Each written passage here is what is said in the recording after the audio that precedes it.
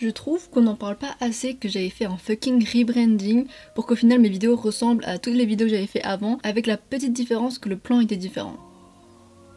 En fait c'est la honte, parce que si vous n'avez pas suivi du coup, j'avais fait un rebranding parce que j'en avais un peu marre de faire des vidéos entre grosses guillemets forcées, ou en tout cas des vidéos qui paraissaient pas trop naturelles ou qui me ressemblaient pas de ouf. Du coup le rebranding il appelait forcément à des vidéos beaucoup plus chill et vraiment des vidéos du style chit-chat make-up, mais littéralement que des chit-chat make-up où il n'y a pas vraiment de thème spécifique à tout ce que je vais dire, etc. Et bah MDR, allez regarder mes 6 dernières vidéos, il y a toujours eu un thème, à part du coup une vidéo qui s'appelait chit-chat make-up qui de base n'était pas censé être un chit-chat make-up mais plutôt le thème général de ma chaîne. Bref, mon esprit est chaotique et je l'ai appris grâce à ma chaîne YouTube parce que ça me reflète un petit peu qui je suis et à quel point je suis confuse et perdue sur ma propre personnalité. Ça y est, là j'essaye de faire le type de vidéo que j'avais toujours voulu faire entre guillemets, c'est-à-dire juste un chit-chat make-up littéralement. Où vraiment j'arrive sans aucun thème en particulier, j'ai rien, j'allais dire rien à vous dire, mais c'est plutôt que j'ai envie de laisser mon flot de pensée arriver. Et comme d'hab, bah évidemment on va se maquiller ensemble, j'utilise encore une fois toujours les mêmes produits, mais je pense que c'est quelque chose, faut vous habituer sur ma chaîne, qu'il n'y aura pas de nouveaux produits souvent. Car déjà j'ai plein de produits à finir et qu'en plus je suis pas forcément pour la surconsommation etc de choses. Bon je dis ça, j'achète beaucoup de produits hein, ça c'est sûr, mais je vais pas en acheter des nouveaux tant que j'ai pas fini les anciens. Et faut pas croire mais les produits, en tout cas moi comment je les utilise, ça prend pas mal de temps à se terminer. Je sais pas comment les gens ils font pour terminer leur fond de teint en genre 2 mois. Je trouve que c'est une dinguerie. Moi limite faut attendre qu'il soit périmax le bail pour que je le finisse. Et aujourd'hui vous ne serez pas surpris de voir que c'est un make-up un peu classique que je vais faire.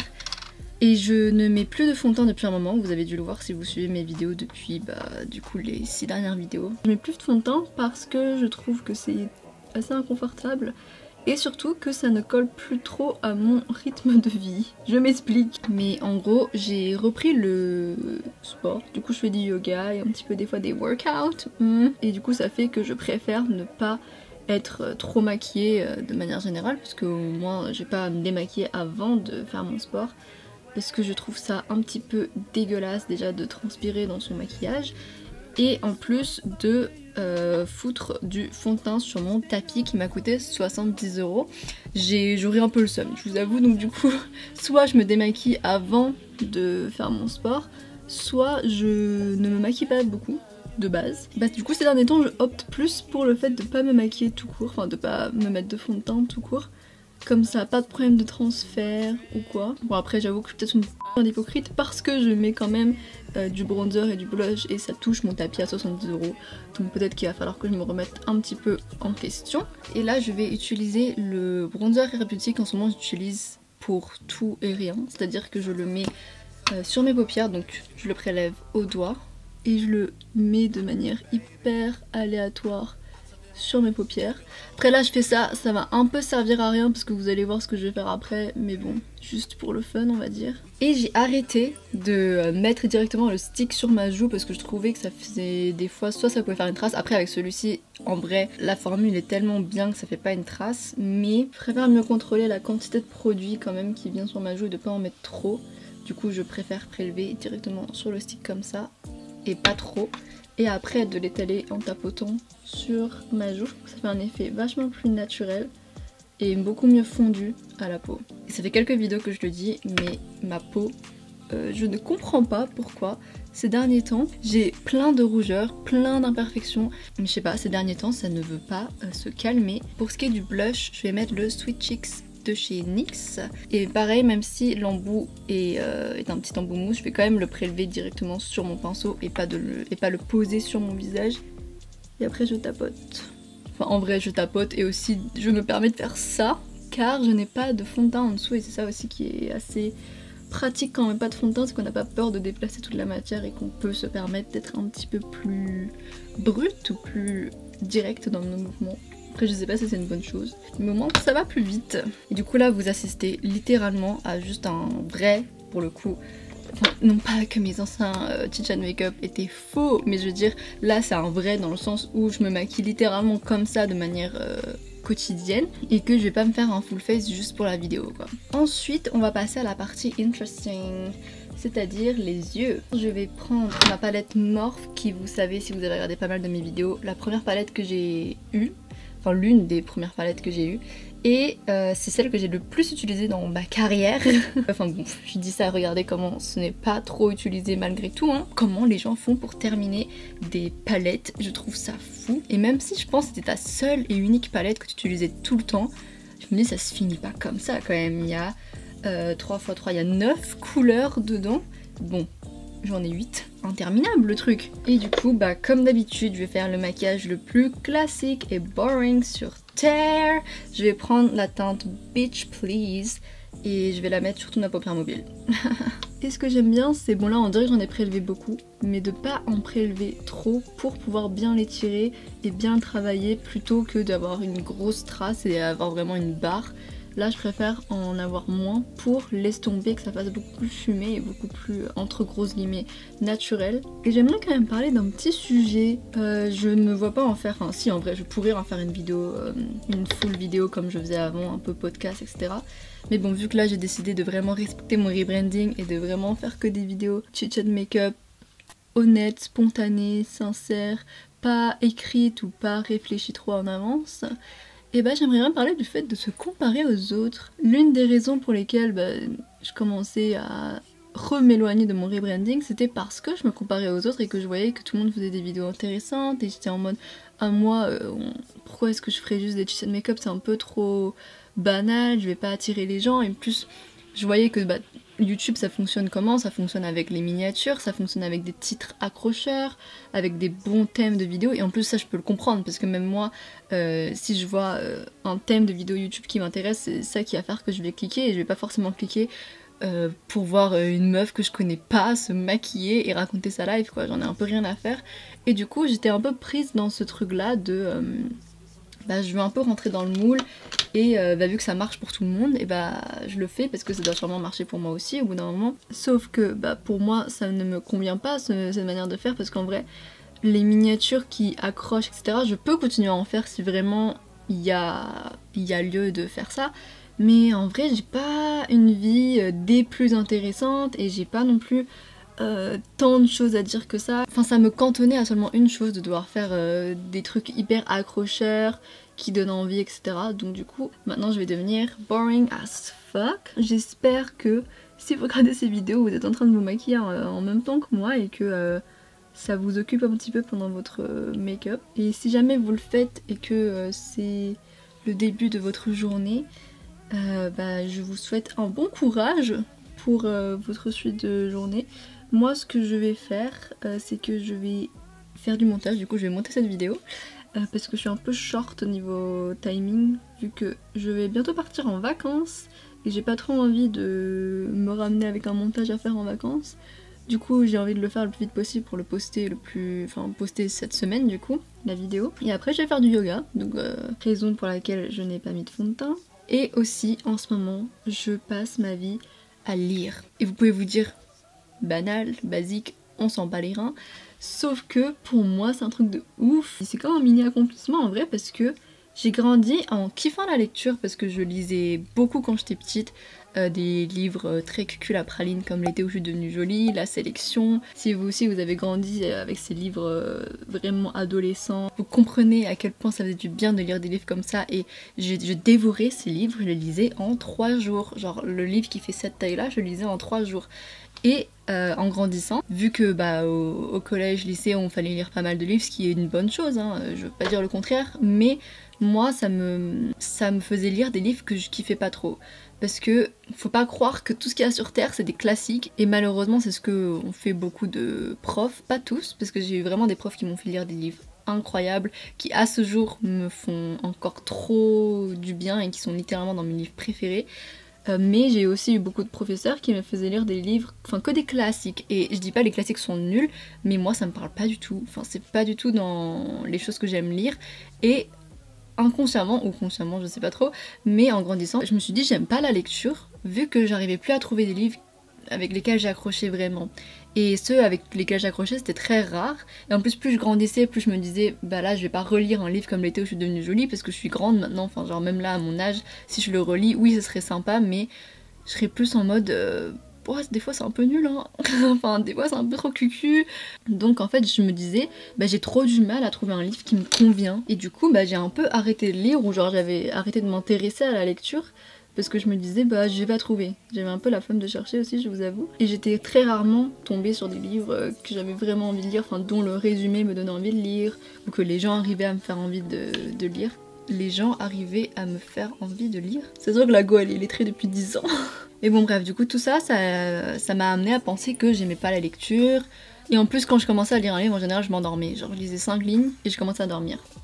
Et encore une fois, moi je blâmais le fait que j'aimais pas lire de manière générale, alors que c'était juste que j'étais tombée sur plein de livres qui me correspondaient pas et que j'arrivais pas à lire tout simplement. Mais ces derniers temps, j'ai recommencé à m'intéresser à la lecture parce que ma cousine m'a prêté un livre qui s'appelle Mon mari, il est là d'ailleurs, de Maud Ventura. Il est utilisé en tant que trépied là actuellement. Et ça faisait longtemps que j'avais pas lu un livre qui me donnait envie de continuer à le lire. Enfin c'est bizarre, mais même j'avais acheté un livre il y a 1 an, Nos Espérances de Hannah Hope, et j'avais lu genre 50 pages et j'arrivais pas à continuer. À chaque fois je me disais lis, ça va te faire du bien et tout, mais quand je l'ouvrais j'étais en mode j'arrive pas à lire. Mais je pense que c'était juste une histoire ou une écriture qui me parlait pas. Alors que là, je trouve que le livre, bah, Mon mari, m'avait grave rappelé le style de livre que j'aimais lire, c'est-à-dire un peu ce truc de suspense où tu dis qu'est-ce qui va se passer à la fin, ou pourquoi est-ce que tel ou tel personnage est comme ça. Et il y a vraiment ce côté suspense que moi j'adore, et j'avais du mal à trouver des livres, alors qu'il y en a plein aujourd'hui, je me rends compte, hein. J'avais du mal à trouver des livres qui vraiment m'accrochaient comme ça. Et bah là, ça m'a redonné, enfin ça m'a fait reprendre goût à la lecture. Et aussi le fait que ces derniers temps j'essaye, et c'est très difficile et je suis pas, enfin j'y arrive pas totalement, mais j'essaye de m'éloigner de mon téléphone. En fait quand je dis ça je me rends compte à quel point j'utilise mon téléphone, mais j'essaie de m'en éloigner. Et c'est-à-dire que par exemple quand je suis dehors et que j'attends quelqu'un, je vais essayer de plus lire plutôt que d'être sur mon téléphone à scroller. Même quand je suis chez moi et que je me dis bon là j'ai quelques minutes où j'ai rien à faire, où j'attends quelque chose, et bah je vais lire au lieu de d'être sur mon téléphone, parce que bah vous-même vous savez quand on a TikTok, quand on a Instagram, à quel point c'est chronophage cette...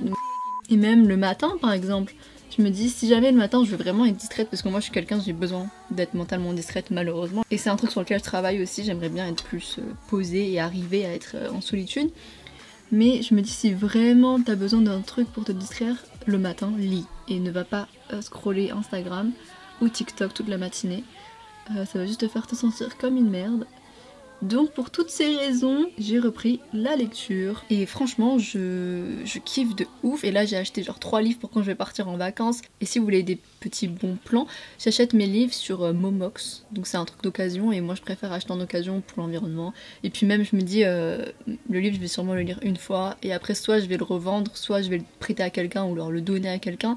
Donc je préfère l'acheter aussi moins cher. Et je m'en fous qu'il soit neuf ou pas. Et sinon vous pouvez trouver des boutiques d'occasion un peu partout. Il y en a qui sont vraiment pas chères comme des boutiques comme Easy Cash. Vraiment j'ai acheté un livre à 50 centimes, c'est Misery de Stephen King. Je vous ferai une revue. À la fin de l'été j'aimerais bien me faire une revue des livres que j'ai lus. Bon bref. Ou sinon il y a Gibert Jeune à Saint-Michel si vous êtes à Paris. Il y a aussi la bourse aux livres qui est un peu comme au Mox, j'ai pas encore commandé dessus mais ça m'a l'air pas mal. Et aussi sur ces plateformes, vous pouvez vendre vos livres, ce qui est aussi cool et j'aimerais bien le faire à un moment parce que j'aime pas en vrai stocker les livres que j'ai pas aimés, parce qu'en fait, vous devez vous en douter là, j'ai beaucoup de livres que j'ai pas aimés et donc du coup j'aimerais bien me débarrasser d'eux pour pas m'encombrer et de seulement garder ceux que j'aime vraiment. Mais je vous ferai vraiment une vidéo mes livres préférés etc. et ce que j'en ai pensé. Et aussi n'hésitez pas à me suivre sur TikTok, du coup @marive.lo. Déjà je poste mes poèmes là-bas, mais j'aimerais bien dans pas longtemps, si j'y arrive et si je trouve le temps de le faire, poster pareil des sortes de revues lecture ou un truc comme ça. Du coup n'hésitez pas à aller me suivre là-bas. Mais bon bref, du coup je sais même plus pourquoi je vous disais tout ça. Mais en gros j'ai recommencé la lecture et pour moi c'est un accomplissement parce qu'avant j'aimais pas lire, enfin j'avais cette impression que j'aimais pas lire, alors que là j'ai enfin compris qu'il fallait juste que je trouve des livres qui me correspondent. Et maintenant je me force plus vraiment à finir un livre aussi que j'aime pas. Je me dis bah c'est que soit j'arrive pas à accrocher avec l'écriture, avec l'histoire, et que ça arrive quoi, et je vais pas me forcer à finir tous les livres. C'est comme quand je regarde une série où au bout de 2-3 épisodes j'arrive pas, bah, je vais pas me forcer à regarder toute la série quoi, c'est un peu, enfin c'est pas de la perte de temps parce que ça étend quand même une sorte de culture et on en apprend plus même sur les choses qu'on comprend pas de base. Mais je veux dire, la lecture c'est un hobby et j'ai pas envie de commencer à, bah, comme j'avais fait avant, à être dégoûtée de ça. Donc je préfère lire des choses qui me parlent vraiment. Ah oui c'est bon, je me souviens pourquoi je vous disais tout ça et c'est parce que je vous racontais ma journée, enfin ce que j'allais faire dans cette journée. Et oui du coup je vais lire, et comme je dis en ce moment je suis en train de lire Misery de Stephen King en anglais. C'est quand même du taf de lire un livre en anglais. Après, je suis bilingue. Et je sais que quand les gens disent qu'ils sont bilingues, c'est directement ah, tu fais trop la meuf, ça y est, tu crois que t'es une ricaine et tout. Et bah, honnêtement, c'est une fierté d'être bilingue. J'ai taffé pour être bilingue. Donc voilà, je le dis. Et il faut être fier de soi. Si vous êtes bilingue, criez-le sur tous les toits. Il n'y en a rien à faire. Vous avez travaillé dur pour l'être, alors profitez du titre. Mais bon, bref, du coup, je suis bilingue. Et même en tant que bilingue, c'est quand même beaucoup plus de taf de lire en... Enfin, du taf mental de lire en anglais que lire en français. Bon, c'est logique, hein. En vrai, du coup, je préfère lire en français, même si de base les livres peuvent être en anglais. Si je peux les acheter en traduction française, je le fais. Parce que je veux déjà étendre la langue française, enfin parce que vous avez pu le voir à travers mes vidéos, je m'exprime pas super bien, hein. Pour une meuf qui écrit des livres, c'est un peu la honte. Du coup, j'aimerais bien étendre mon vocabulaire français. Déjà que la langue française elle est super compliquée de base, même si j'ai grandi dedans. Et du coup j'aimerais bien lire beaucoup plus de livres en français parce que j'écris mes romans et mes poèmes, bon pas tous mes poèmes, j'ai beaucoup de poèmes en anglais aussi, mais mes romans je les écris en français. Donc du coup bah ça m'aide niveau vocabulaire de lire plus en français. Même si j'avoue que c'est un peu dommage, c'est comme les films, on préfère les voir en VO, enfin je préfère les voir en VO. Donc du coup techniquement les livres ou les poèmes je préférais les lire dans leur langue originale, sauf que bah, y a beaucoup de livres en anglais qui m'intéressent mais j'ai pas envie de faire que de lire en anglais, même si je lis toujours en anglais, mais c'est surtout les livres de développement personnel que j'adore lire en anglais. Les fictions je peux plus rentrer dedans quand c'est en français. Et pour finir cette vidéo je vais passer aux lèvres et comme d'hab je vais mettre mon mini crayon bleu gris. Et je vais finir avec mon petit Guilty Pleasure. Donc c'est le lip soufflé de chez Rare Beauty en teinte Thrilling. C'est un marron que j'aime trop, sauf que je le mets tellement pas souvent, vu qu'il est hyper... Enfin, il bouge beaucoup quoi, il tient pas. Du coup honnêtement quand je le mets, c'est... En général quand je sors pas, c'est trop nul hein. Mais je trouve que ça peut vite faire un effet dégueulasse. Enfin non. Je le mets quand je sors mais pas quand je sors longtemps. Mais c'est tellement dommage parce qu'il est super beau et en plus il est confortable sur la lèvre mais...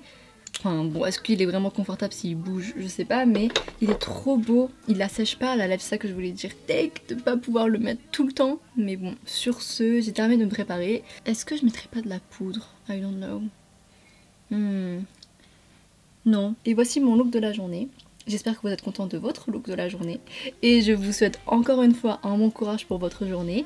Et n'oubliez pas de prendre du temps pour vous, même dans une journée un petit peu chargée, même avant de dormir, prenez 5 minutes pour juste respirer, vous poser, faire du yoga si vous voulez. Moi c'est un truc que j'ai commencé, enfin que j'ai repris du coup il n'y a pas si longtemps que ça et qui me fait énormément de bien. Je sais que c'est chiant d'entendre toujours les personnes dire faites du yoga, faites de la méditation parce qu'on dirait un peu que c'est la solution pour arrêter d'être anxieux ou quoi. Donc du coup écoutez ces conseils en fonction de vous. Donc si vous êtes prêt à vous lancer dans le yoga ou dans la méditation, faites-le, mais évidemment que c'est pas parce que vous ne le faites pas que vous ne faites pas attention à vous, mais je vous dis juste que ce qui a marché pour moi.